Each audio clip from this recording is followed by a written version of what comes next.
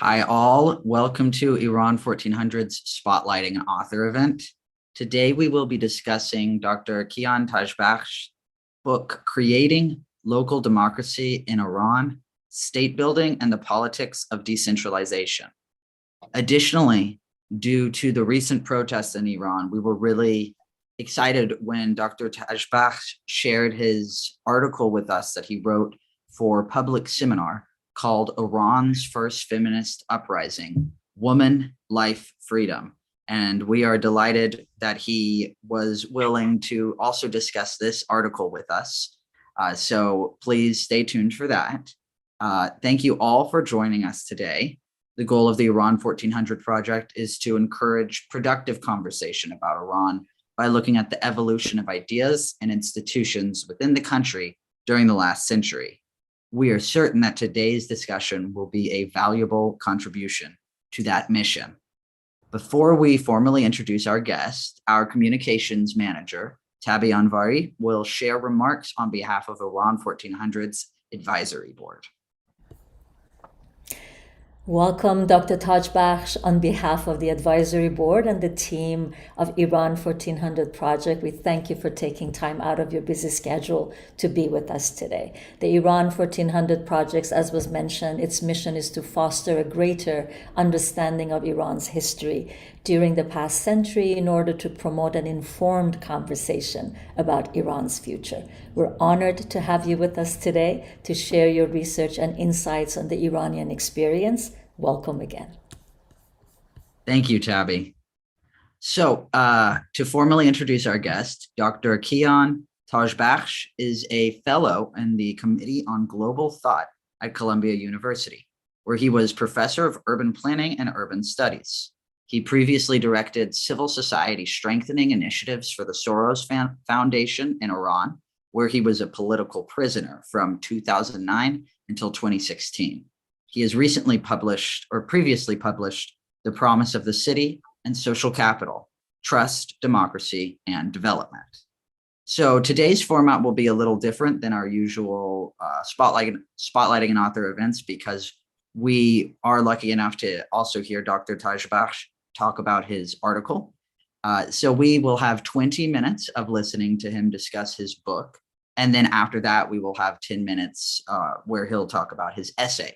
And during the Q&A session, feel free to ask questions about the book, about his essay, about either, and connecting them, whatever you would like, but do keep that in mind.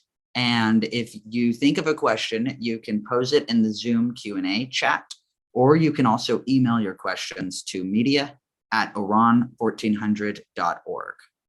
And before we begin, we have a quick teaser, and then we're ready to get started.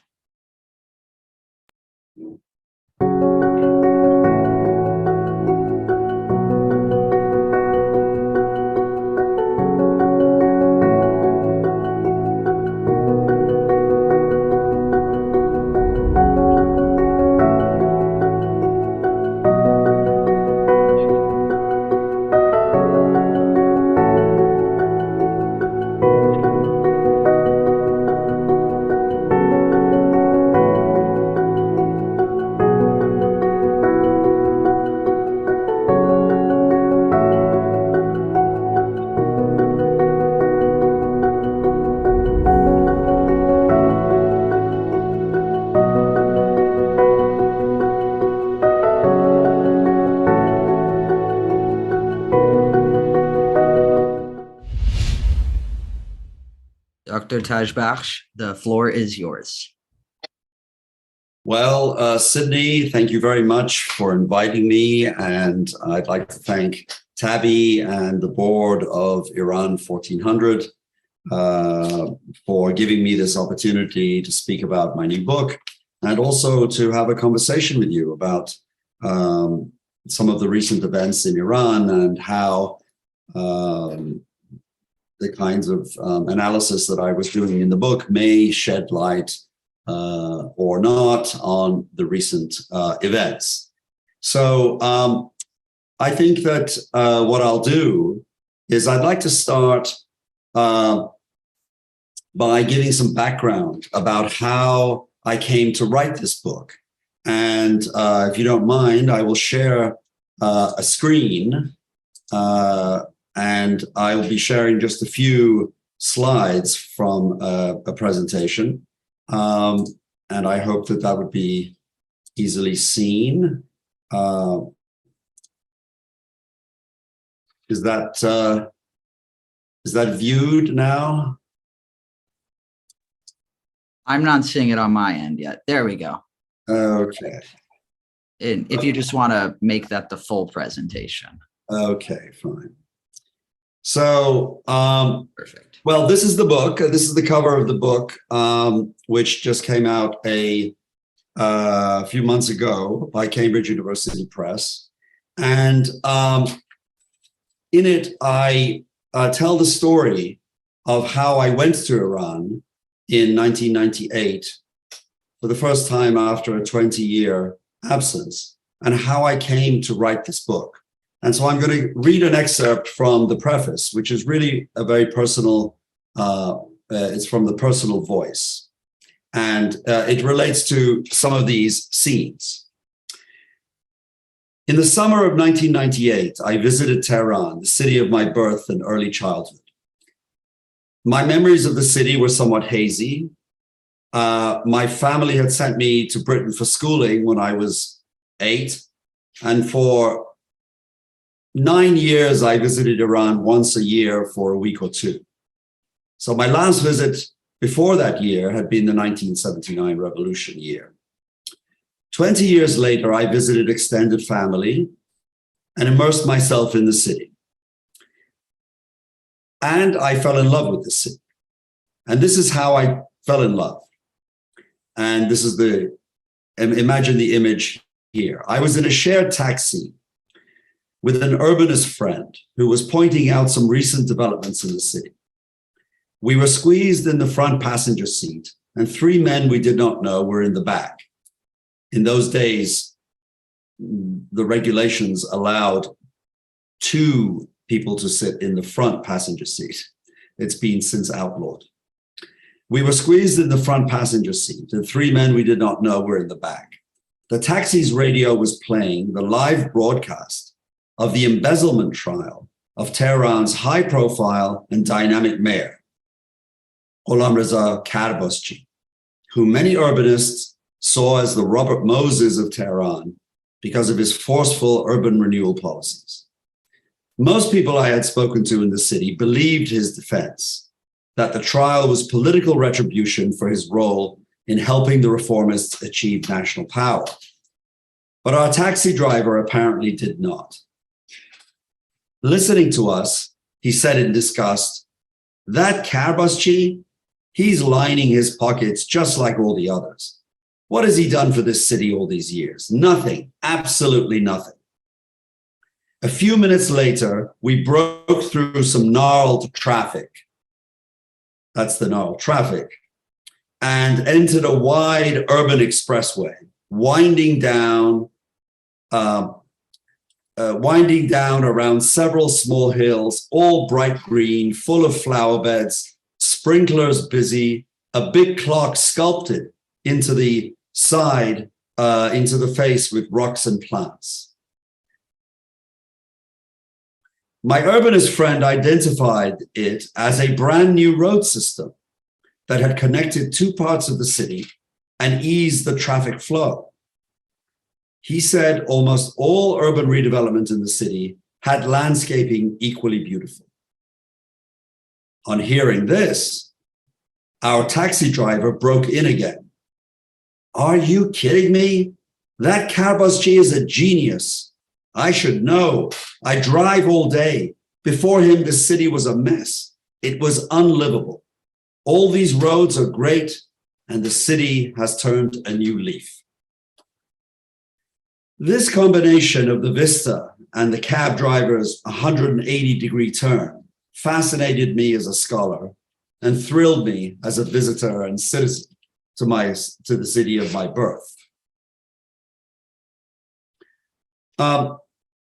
It is a nerdy way to fall in love, I guess, with the city, but as a political scientist and urbanist by training, I know that the core of the study of local politics is investigating the way local institutions succeed or fail to respond to what their residents want, and conversely, how ordinary people assess their local governance institutions and how they interact with them on a day-to-day basis. I had just witnessed an episode that encompassed all these elements. It was an enticing intellectual puzzle. I also knew that Iran was at the cusp of a novel, indeed improbable, democratic experiment in a unique ideological context.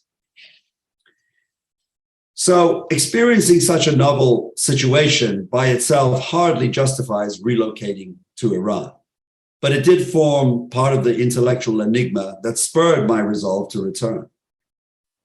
To make a longer visit, I needed a research topic.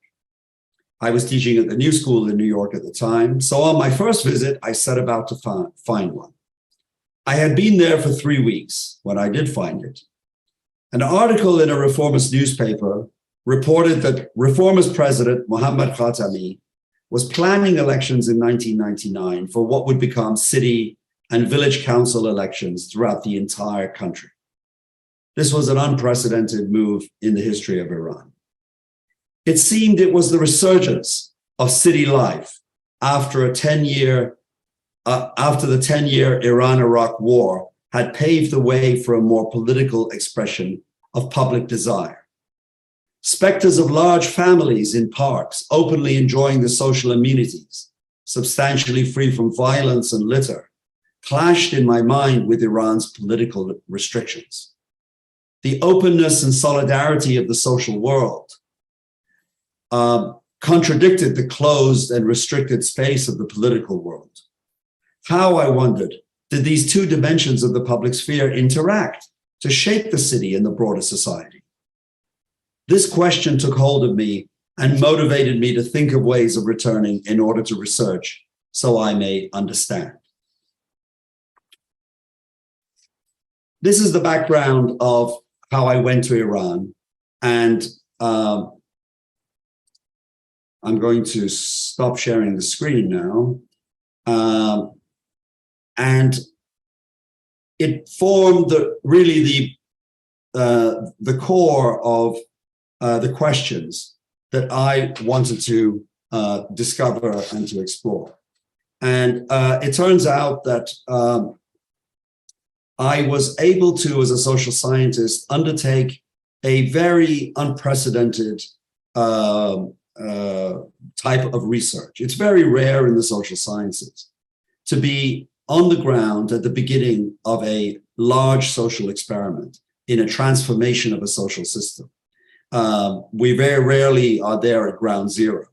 But here, I realized that Iran was going to undertake this experiment in political decentralization. And I wanted to be there on the ground and begin to track it over time. And this is what formed the basis of my first decision to return to Iran. First as a researcher on a sabbatical. Then I got pulled in to work with extremely interesting urbanists, economists, planners, legal scholars who were working on crafting the law for a new intergovernmental system in Iran.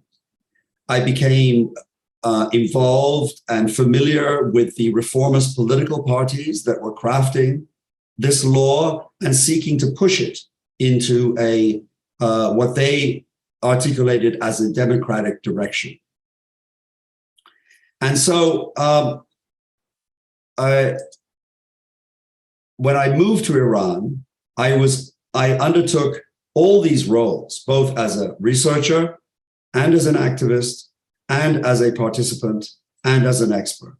And the book is really tells the story of all these different layers. I'm going to go through a little bit about the way the book is set up, which really structures the way I tell the story. The book is divided into three parts. And that is, I'm going to share the screen again, if that's okay.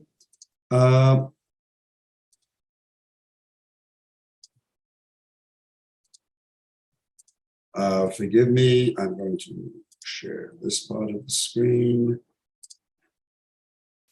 Yes.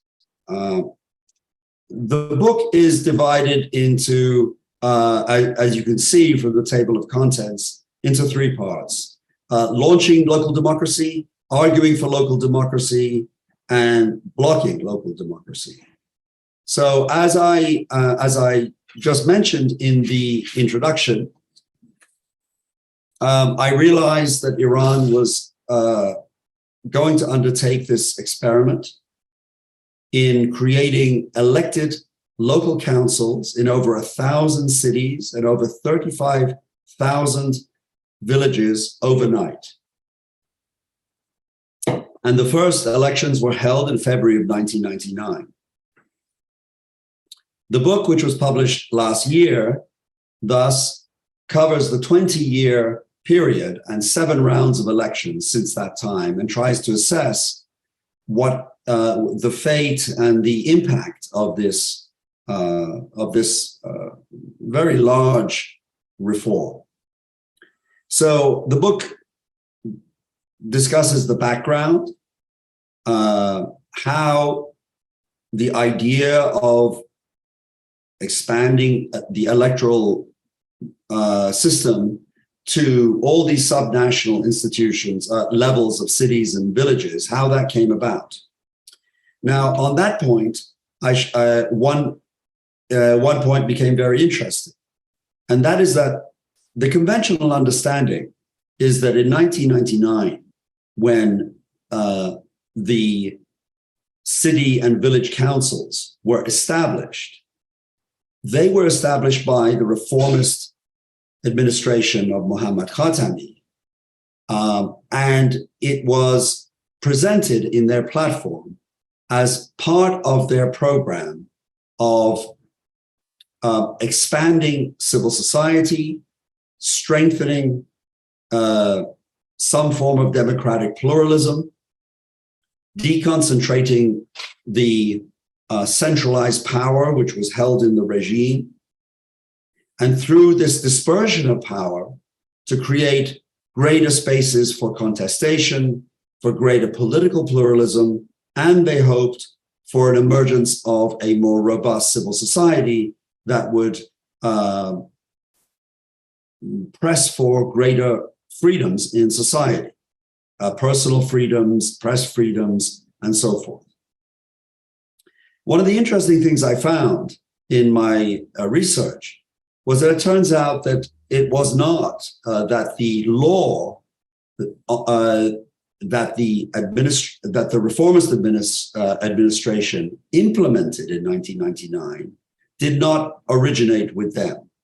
As I say, I think the conventional wisdom then, and even perhaps now, is that the push for creating local democracy was a unique agenda or initiative of the reformists, who wanted to use these as vehicles for their project of democratization in their terms. I discovered that that was actually not the case, that the law, which was passed in 1996, had been initiated and passed by the hardline Fourth Parliament from 1992 to 1996, the Fourth Majlis, and the sponsor of the bill in 1993 was a stalwart member of the regime, of the hardline groups and factions aligned with the Velayi Islamists. The Velayi Islamists is what I refer to as the supporters of the Velayat Faqih. In the English literature, sometimes they're referred to as Khomeinists. I don't refer to them as Khomeinists because it's hard to say. And also in Iran, no one refers to themselves as Khomeinists. So, but they do refer to themselves as Velayi or Velayat Nagar. And so it turns out, strikingly, that that the push for political decentralization, that is, creating electoral institutions at the subnational level, was an initiative of the hardline factions in the regime. And this raised, of course, the question of this was a puzzle, and this was a puzzle that had to be answered, which was why would an Islamic theocracy, an authoritarian Islamic theocracy that is not committed to liberalism, not committed to democracy in the way we typically understand it in the West, why would they expand the institutions of elections, which many people view as the sort of as the necessary but not sufficient condition for democratization? Why would they expand them so broadly at a time when they could fear that these bases of electoral mobilization could be used by opposition parties, even ethnic minorities in the provincial areas, to mobilize opposition and use these institutions to counter the centralized power of the regime? So this was an interesting puzzle.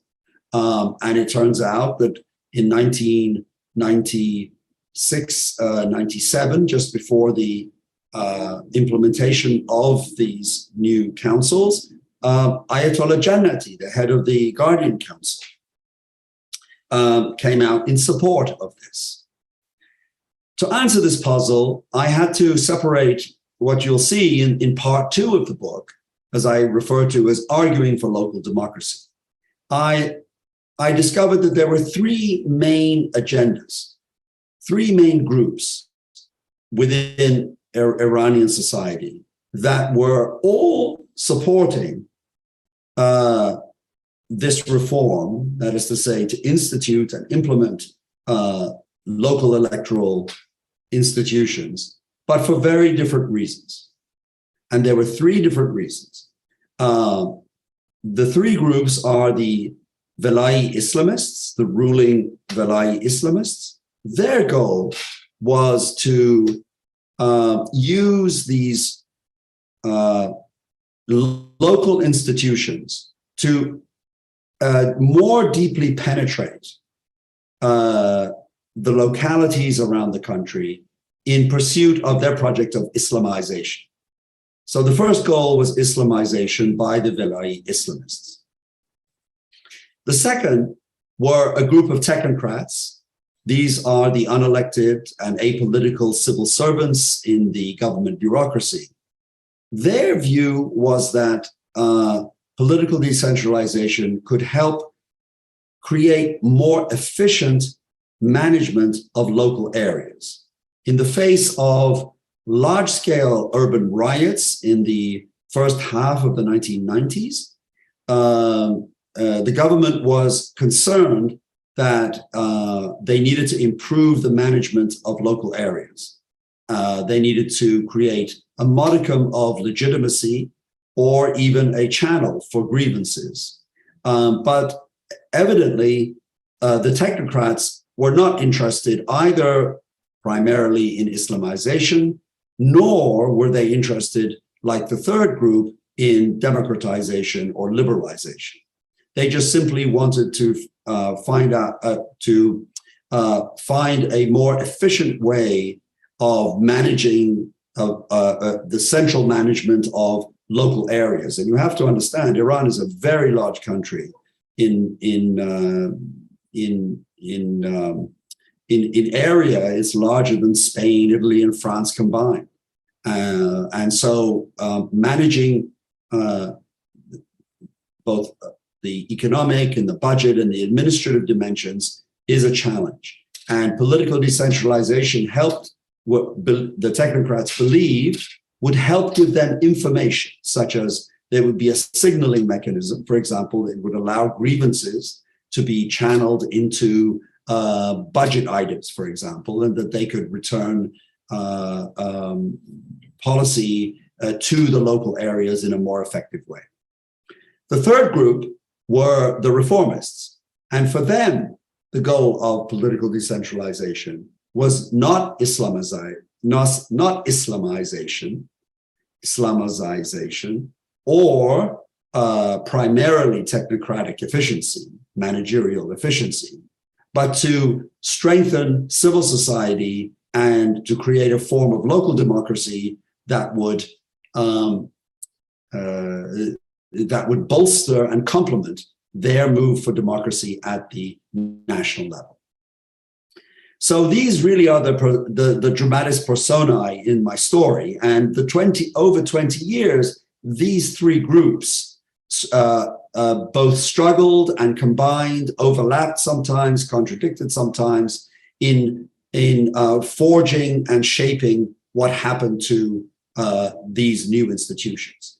So to go back to the point that the hardline regime supported the creation of these local institutions, but the reformists wanted to take the same vessels, the same institutional container, so to speak, but they wanted to fill it with different content. They wanted to fill it with more democratic content. The third part of the book provides 4 case studies in the way that each time the reformists pushed for their agenda, they were blocked and pushed back. The first was to create a more representative system for candidates and parties to participate in local elections. They were unable to do that because the same mechanism that the regime used to censor and to disqualify candidates at the national level soon became to determine the same kind of restrictions for local elections. In the second, I look at city planning because this is one area where local governments are typically considered to be uniquely qualified to have responsibility over local land use, how land is used in the city.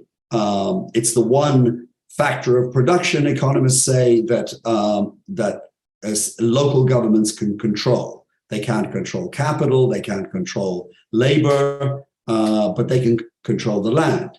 And they do that through local land regulations and so forth. So one question is, this was one area that reformers pushed for, but they failed in that area too. The third was financing local democracy. And there I show that that the necessary financial autonomy to give the local institutions the oomph, the kind of substantive content that would bring people to the constituents to care and to think they could make a difference was lacking.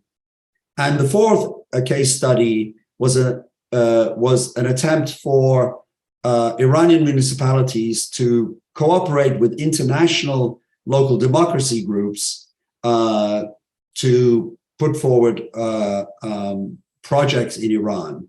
And that was stymied because of Iran's very insular geopolitical position. And in the final section of the book, I bring some general reflections to bear on what I've learned, but I can leave that now to the next part of the discussion. Thank you.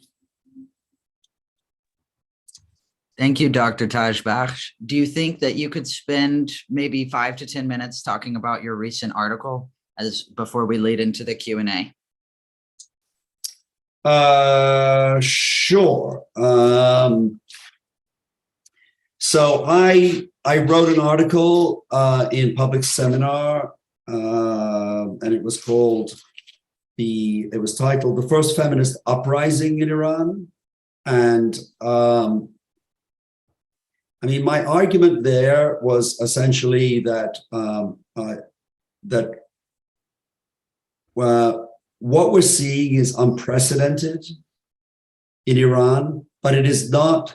First of all, it doesn't come out of the blue, and it also builds on 4 decades of women's struggles in Iran for their rights, for greater autonomy, and so forth. But so far in these last 4 decades, most of those efforts by women to improve their situation in Iran have not been very successful, and certainly not around the hijab issue. I think what has happened is that as a sort of this cumulative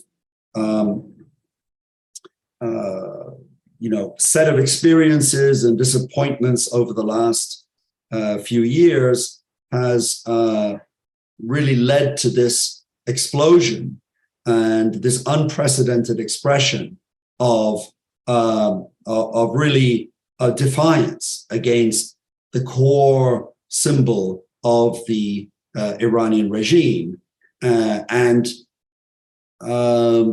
I think that what is extremely significant about the protests that are happening, as I wrote there, was that these brave young women and men and their broader supporters have introduced into the language of Iranian public culture, political culture, and public life a new vocabulary, a new grammar of what it means to have dignity and to have individual autonomy as part of a broader understanding of democratic citizenship.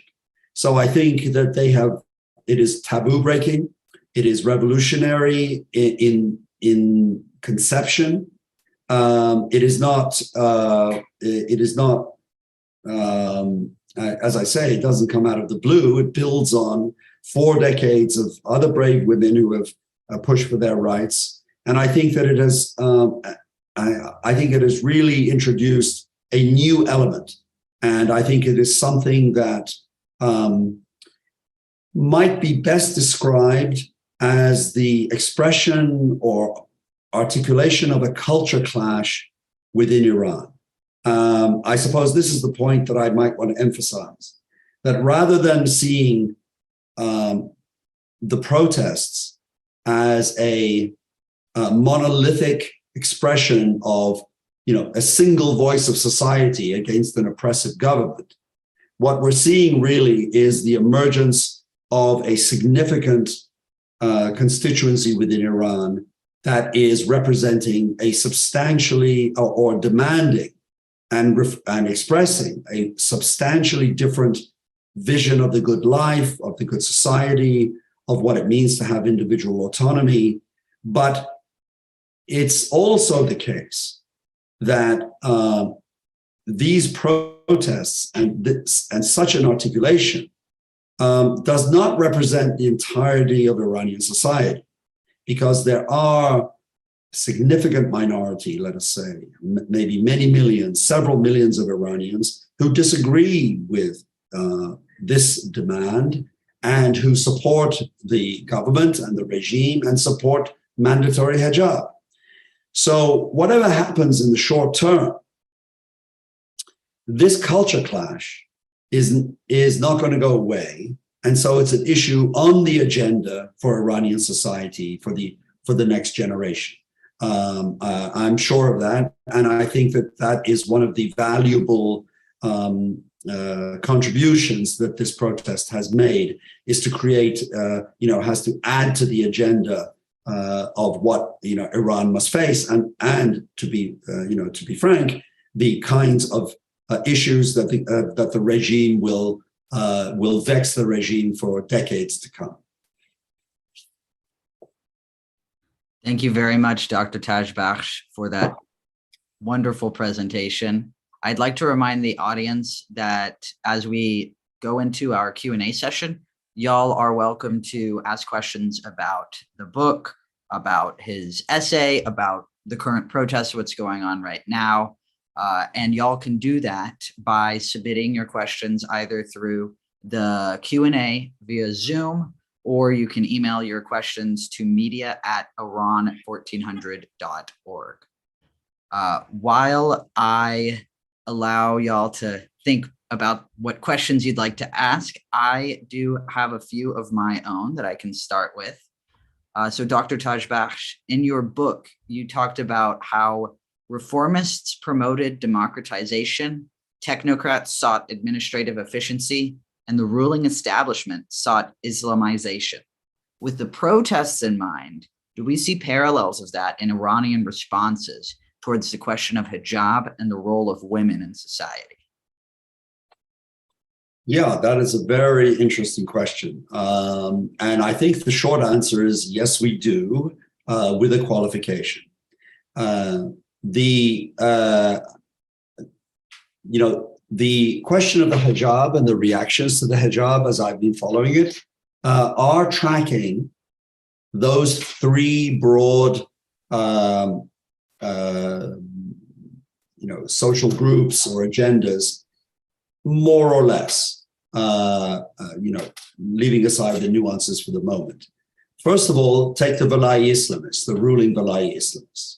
They are absolutely intransigent on the question of hijab and the mandatory hijab. And so in the same way that they sought Islamization through these institutions, these local institutions, they see Islamization in the public sphere and in public morality as absolutely key to their understanding of Islamic rule. There's also an interesting parallel here, which I can just elaborate a point about. What do I mean when I refer to Islamization through political decentralization? It's interesting that when we think about authoritarian governments, we usually think about governments that want citizens not to participate or have as little participation as possible in the political sphere. They want to keep them out of the political sphere. But the Islamic Republic actually doesn't do that. It has a conception of its own of what is Islamic political participation, and it encourages participation within those narrow parameters or within that framework, and that is any kind of public participation, including voting, that supports and consolidates the Islamic system of rule and Islamic society. The parallel here is with public space. So as I mentioned in my article, the protests are a protest against two types of things: the patriarchal control of women's bodies, but also the paternalistic control of public space. And the parallel here is between the type of participation that the regime wants people. They want them to turn out into their local village elections. They want them to turn out into their city council elections, but they want to do them as Islamic subjects with the purpose of supporting Islamic system, not to support pluralism or to support a more liberal understanding. And so it's the same with the question of public chastity. And I mean, I think that the broader point about the hijab is that it is what philosophers call a communitarian view of the public. And that is, the public is not a neutral space where individuals are free to, let's say, circulate and live, and express their own individual visions of the good life or lifestyles. But it is, in fact, something which is defined by top-down, by the government or by the culture. And so hijab for the ruling Islamists in Iran is part of that. So I think that is one parallel. The technocrats, interestingly enough, to the extent that they have the moderates, I refer to the moderate Islamists as overlapping with the technocrats. When they have approached the question of the mandatory law, hijab law, they don't reject the law itself or intervene. They focus on the practicality. Again, the question of efficiency, the practicality of applying the law, and whether it's feasible to apply such a law. And they have suggested in the last few weeks that we should open a debate not on the law itself, but on the punishments that are associated with the law. And they're trying to find a way around this question of the hijab by saying, well, okay, it is God's law. We must keep the law, but if we reduce the penalties to such a nominal degree, then maybe we can save face that way. The third group are the reformists, and consistent with their view of their generally pluralist and I would say sort of quasi-secular commitments, they have proposed eliminating the law itself as inconsistent with the Sharia and religious requirements, which they view as very personal religious requirements, and in which the Sharia does not require coercing other people to do it.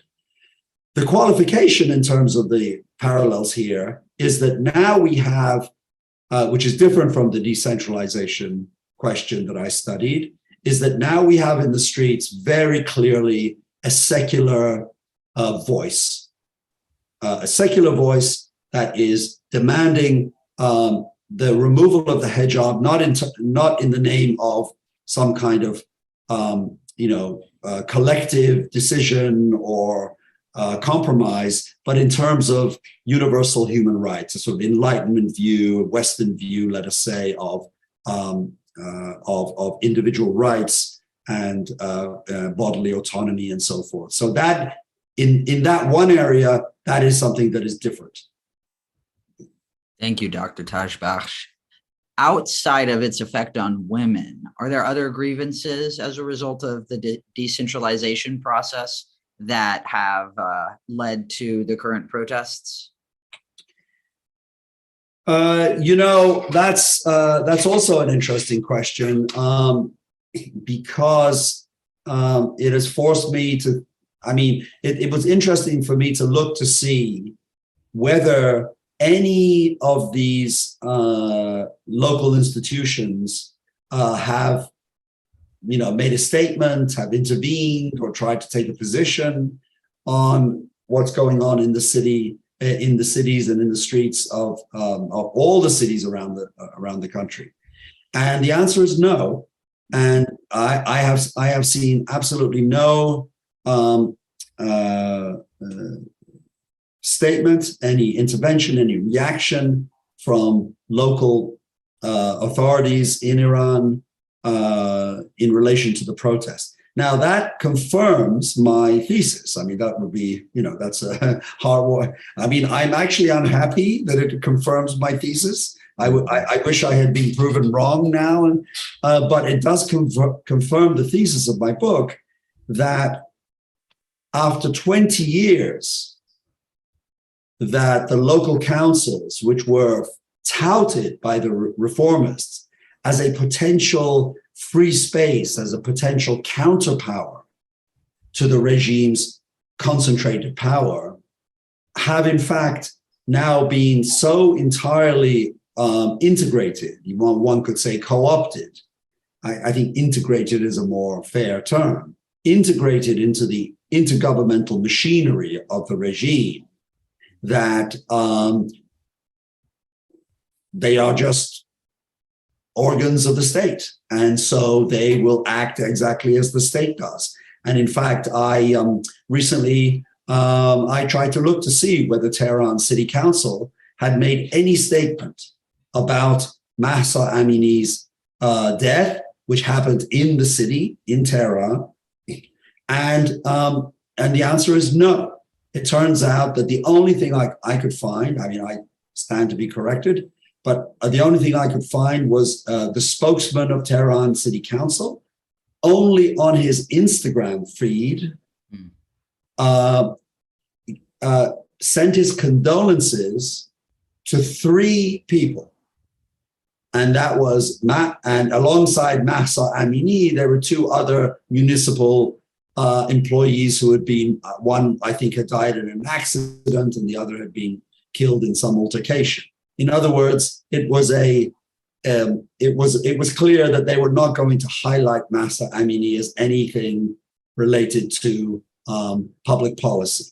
And the reality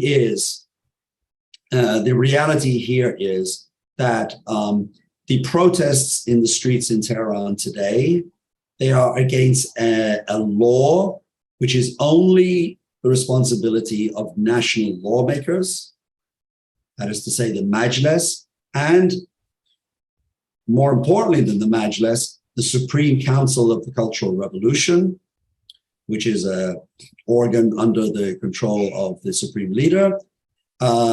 So local governments have no right to even intervene in this area. And the protests are express anger at organs of the government, such as the police, that also are not under the supervision or have any accountability to local elected representatives. So, I mean, for example, like in the city I live in, New York City, the police chief is accountable to the mayor, and we elect the mayor. And so there's purportedly a kind of accountability there to our local citizens, but not the case in Iran. So the grievance, I have not seen grievances expressed in these protests against the kinds of things that the local government could do. But the fact that the elected local councils have made absolutely no statement of this entire countrywide city-based protests, I think speaks volumes. Definitely. Thank you. That's fascinating and definitely an interesting reflection of the Islamic Republic and their system of governance. So this is a little outside of the scope of your book, but here at the Iran 1400 Project, our goal is to look at the evolution of ideas and institutions over the last 100 years. So with that in mind, how does the local government under the Islamic Republic compare to the local government under the Pahlavis?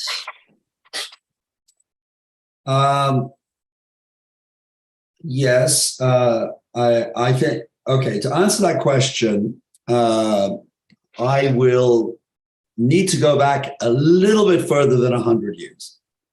Feel free. Yes, as most students of Iranian modern history know, the constitutional revolution of 1906-1907 is an important turning point for Iranian modern society and state. And it is the case here too. I have a paper which will come out soon, hopefully, on the origins of local government, modern local government in Iran. And I trace that to 4 sets of laws that were established in 1907. And in 1907, in the amended drafts of the constitutional of the Republican constitutional law, the framers at the time, these were the elite Republican framers that pushed through constitutional monarchy. They both adopted and adapted a number of provisions from European constitutions that they were familiar with to create local authorities, municipalities, and local governments. And I won't go into great detail, but these were the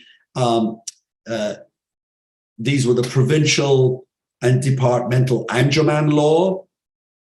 There was the town law, and there were the provinces and departments law, and there were territorial laws. So these were a number of laws. I'm happy to answer questions if people want to know more, but these laws essentially put the building blocks of local government in Iran. An interesting point about that, which helps me to segue into the Pahlavi era, is that 2 points emerge from this early history, which have great relevance, I think, for the challenges facing Iran today. One is that the elite Republicans, the constitutionalists in 1907, 1906, 1907, they were trying to create enough centralized government capacity to be able to govern a country which was both threatening to fracture and also facing a counter-constitutionalist attacks from the royalists. So this was something like a civil war between the constitutionalists and the royalists. And so the country was not well established in terms of its administrative structure. And so what they wanted to do is they wanted to create enough centralized power that they could impose their constitutionalist, Republican, and quasi-liberal constitution on the country. They wanted to be able to govern. At the time, the Anjumans, who had played an important role, the local associations, town associations, that had played an important role in the constitutional revolution, wanted more authority and more responsibility. The problem was when the country was at a very early stage and that it didn't have control over all of its territory, it didn't have, its writ did not basically rule across the entire territory. The central government was very wary of decentralizing and giving too much power to these Anjumans because they were afraid of the centrifugal forces that would that could basically undo the gains of the constitutional revolution. So they insisted on keeping the local governments as subordinate to the central government. Now, the important point here is that it is not necessarily the case that by reducing or limiting the local governments in their power and authority, it's not necessarily the case that we should conclude that that is an anti-democratic move.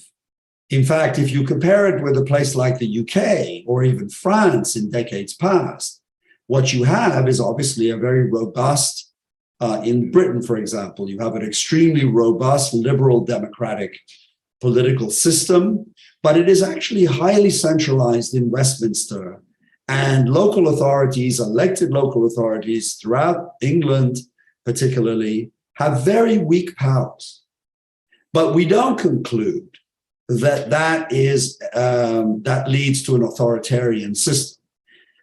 This is a bit complex to keep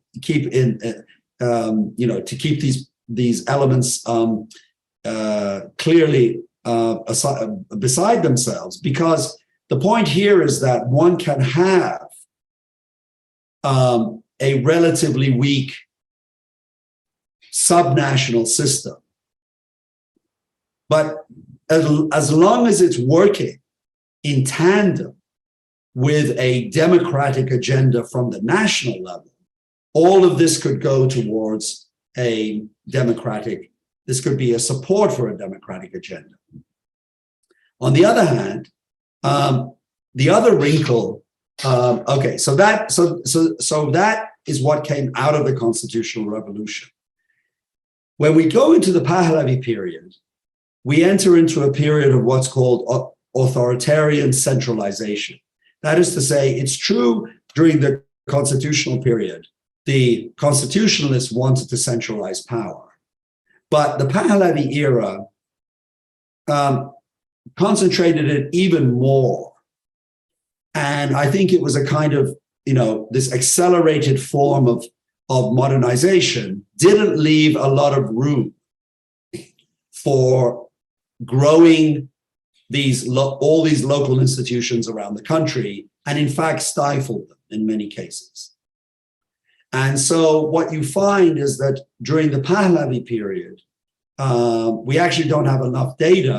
I would love a graduate student, this is a PhD or 2 or 3 PhD dissertations to be done on the reality and the archives of all the local institutions throughout the Pahlavi period. Is that throughout that period, they really fell into abeyance and they weren't really effective.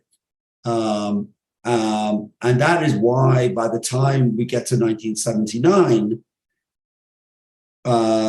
when the Islamists include the Shura, the local councils, in the new constitution, it is something new. But then it takes 20 years from 1979 to 1999 for it to be actually implemented. So there is a very interesting kind of evolution going back from the constitutional period, going into something like going into abeyance during the Pahlavi period, basically stagnating in the 20 years of the Islamic Republic, and then emerging in 1999, but then suffering the fate that I have recorded in my book.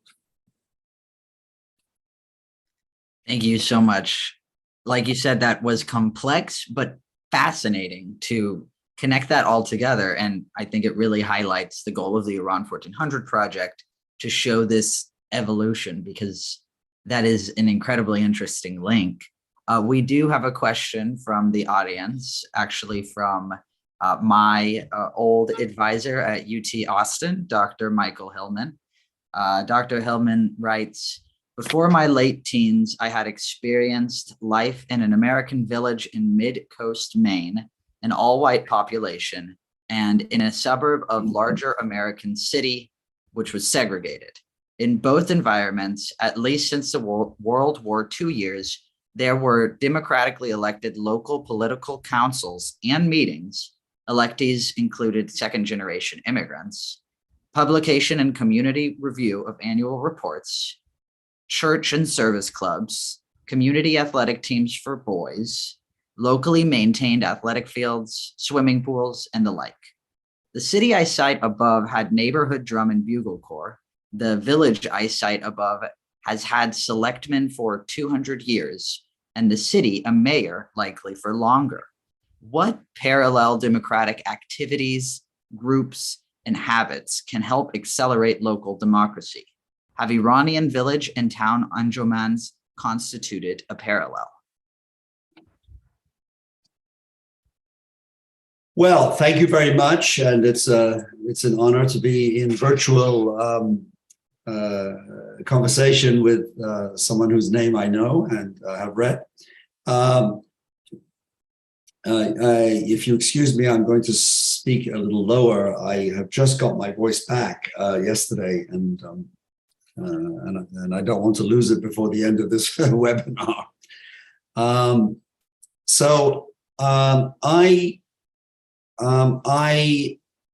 In the book, I report on many case studies that I had the fortune and luck and privilege to visit throughout Iran, including Tehran, where I was based, but in in dozens of cities around the country.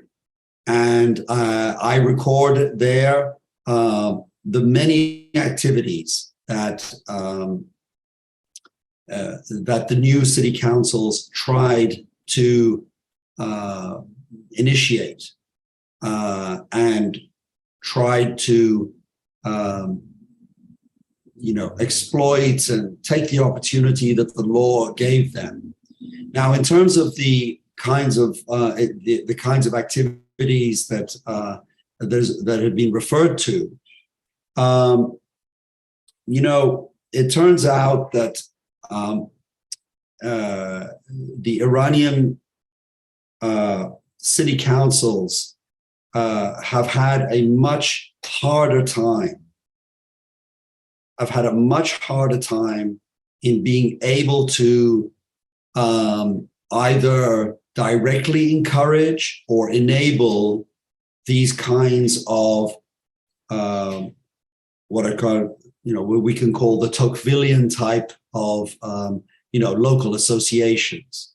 In many places I went to when the city council tried to initiate various kinds of voluntary activities, such as environmental cleanup for youth, tree planting, and so forth.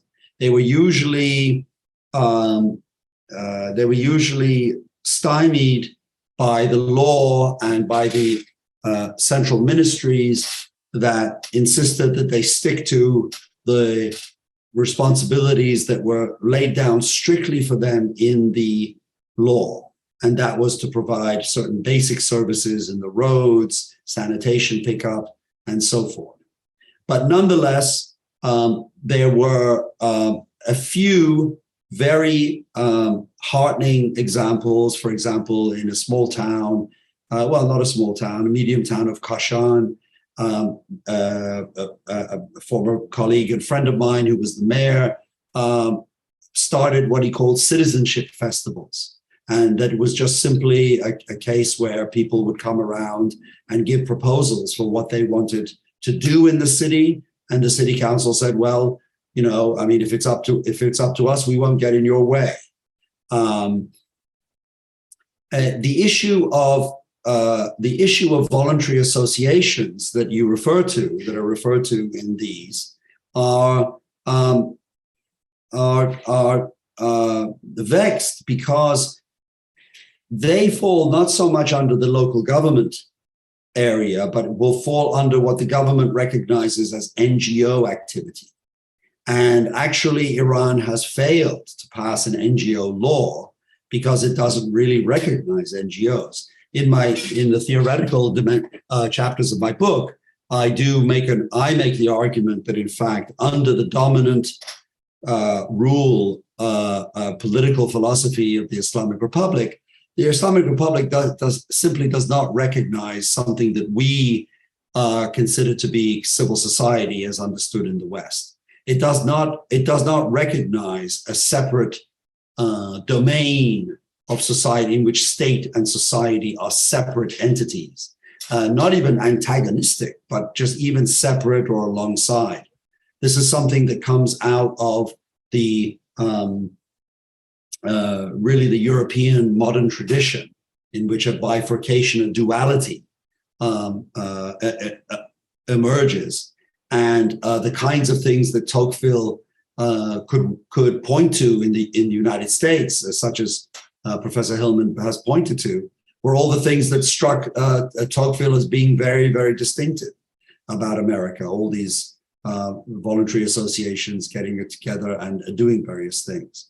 So the first part of my answer would be actually the city councils tried, but simply because as the national reform movement died down by 2004 or 2005, then the entire environment was no longer conducive for NGO activity, because they were considered as subversive. Anything that was not strictly condoned or manifest or organized by the state were considered subversive. The second part, you refer to community review of annual reports. I find that very interesting. It's a very nerdy, wonky thing to focus on, but that's what I do. And in the book, I do look at that, and this is actually the other side of a point I made earlier, which I wasn't able to articulate. Well, one question which came to me, and as I looked at Iran, so I say, okay, if we accept that Iran is an authoritarian state and it's restricts political activity and so on, the question still remains.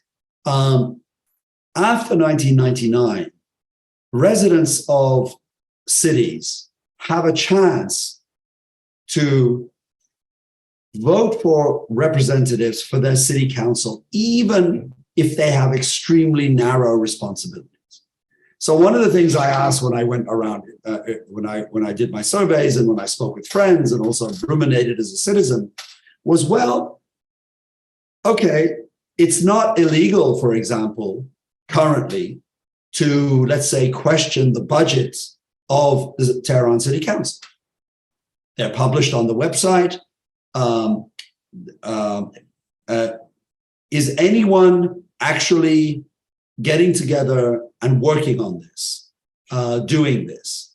I'm not criticizing anyone, because typically what happens in Iran is if any group gets together to do this in a systematic way, independent of some organized government agency, they will come under scrutiny about why you're doing this and so on and so forth. Nonetheless, the question for me was, did the fact that Iranians could vote for their representatives actually make any difference? I mean, did it make any difference in the lives of people who live in cities? Did it make any difference in the way the cities were run? Did it make any difference in the way the cities developed? I basically found that there was very little attempt to engage, even under very hard conditions. So, for example, to go back to the example of reviewing annual reports, the Tehran City Council actually does publish annual reports. Actually, they're kind of designed to be indecipherable. There are thousands of pages, of reams of minutes of meetings, which are pretty useless for citizens. You want to see aggregate, what have you done for us lately type stuff.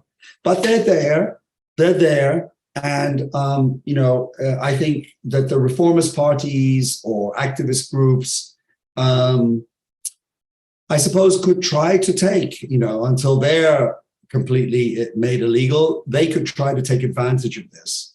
And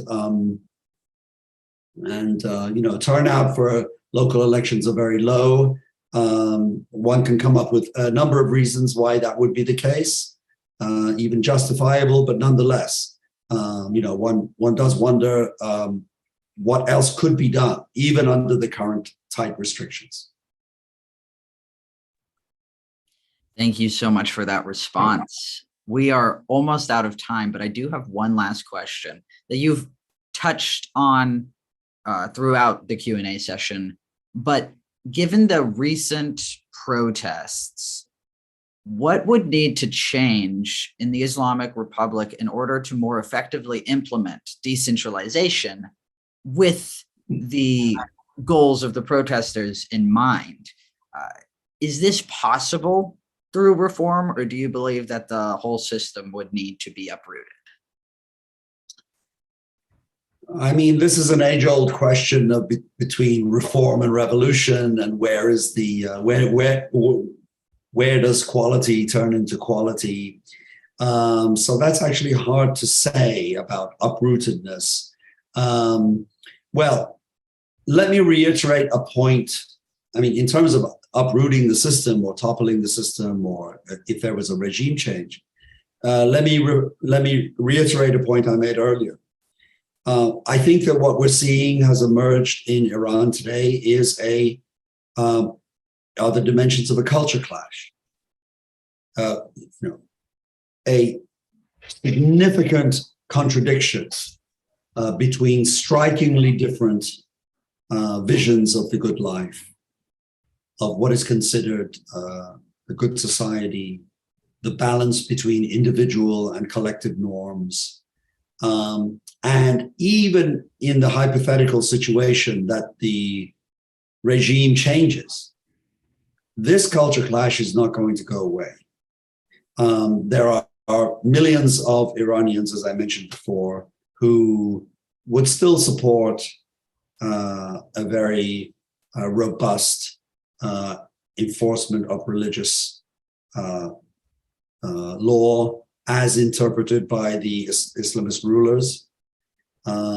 Interestingly enough, Iran is a complete outlier. I mean, I think one of the things people maybe do not realize is how much of an outlier the Islamic Republic of Iran is on so many dimensions.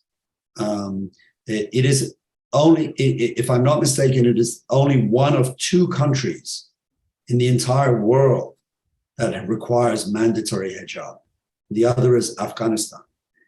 And what that means is none of the other Islamic countries in the world require it. And so it is a particular Iranian, a particular interpretation of Islam by the Islamic Republic of Iran that requires this mandatory hijab. There, obviously, in other Islamic countries, they have different interpretations. So that's one issue. I can't help noting the other great outlier in terms of the desire to be isolated. Iran is the only one of two countries in the world that does not host a U.S. embassy, and that is the other is North Korea. So consider the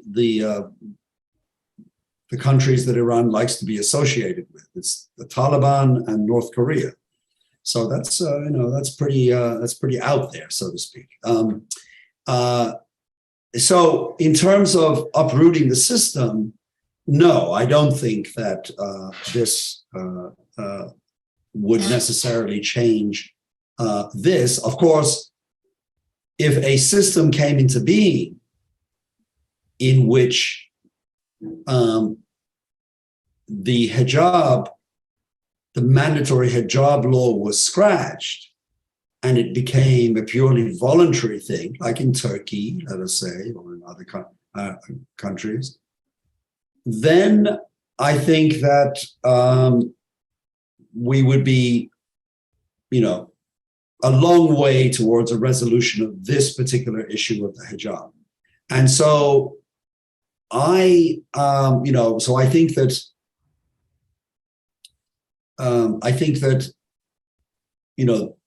maybe the most constructive thing that is feasible in the short term is for the Islamic Republic to revisit the mandatory hijab law, either remove it or to remove the punishments associated with it, and basically to decriminalize it. It could remain as some kind of symbolic issue. In terms of decentralization, I think that the way to make decentralization effective in Iran is make it more effective and more beneficial for the people in Iran, is to do a little bit of, and I think this is a little bit of a kind of diversion into a form of policy talk, but it would be to give the ordinary people in Iran much more options of where to live and where to move. And that is to say, allow local governments to compete with each other for providing goods and services to different constituencies. And let's see which of the cities does a better job, and let them attract investment so that they can create jobs. And so people don't have to end up only in Tehran, And also, if they want to move, that they can move from city to city. And so one of the things they can certainly do is rationalize the type of political economy involved in the way cities are managed. We have, completely irrational subsidies in Iran, which distort forms of urban development. For example, massive gasoline subsidies. We have one of the cheapest gasoline subsidies in the world, cheapest price at the pump in the world, and one of the highest subsidies. And this, in fact, has a very bad effect on the way cities grow, because they actually they allow sprawl to happen, which is not conducive to a better economy, which is not conducive for the very bottom of the population to be able to get better housing and to get better jobs. So I think that I think maybe to conclude here, without getting into too much policy type talk, I think that giving more authority to local governments on a smaller set of policy items, very strong, robust authority. For example, I would pick one to go for the next 5 years, and that would be to give city councils absolute legal authority over the way in which mayors spend the money. I know this sounds very wonky, but it turns out that because of the history of Iran, mayors, even though they are appointed by elected city councils, because of the history, 100-year history, in which mayors have always been closely cooperated with central government. In fact, mayors have the ear of central government, and the central government works with the head of the mayor, even though they are supposedly have to respond to the city council. But it turns out that the city councils have very little, like subpoena power, for example, or legal power, or auditing power. If they had that, what you would find is you would get, I think, constructive controversy. You would have city councils basically looking very closely at how every penny is spent and raised in cities. That, I think, would trickle into the press. That would trickle into public opinion. And people would then either be, this gets to what Professor Hillman was referring to. That would then get to people, that would pique people's interest per se, to say, well, maybe it's worth looking into this and worth keeping an eye on what the city council does. And if that's the case, then that would actually raise the lid, or it would raise the curtain from behind a lot of the potential corruption and the elite capture that happens within cities, and maybe that would create a constituency in the local areas where people would get engaged. So again, just to summarize, I don't think many activists in Iran say what we need is to expand the responsibilities of local councils. I think that's a mistake currently. I think what we should do is keep it narrow, but deepen those responsibilities so that they have real bite. And so that would then perhaps attract citizens to become more involved and see what's being spent on what in their city. Thank you so much, Dr. Tajbakhsh. That is fascinating food for thought as we reflect on the future of Iran. And I'm certain that everyone listening will definitely have a lot to think about. Thank you so much for talking with us today about your book.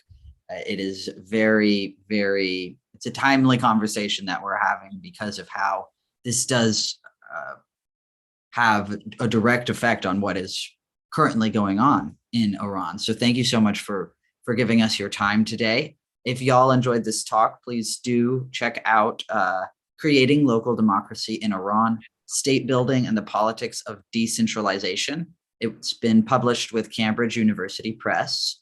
We also have an upcoming spotlighting author event, I believe, next Friday, November 4th, with Shireen Saidi.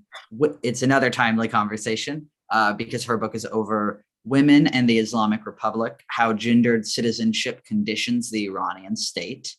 If you have not had a chance to check out Iran 1400 Project yet, please do find us at iran1400.org.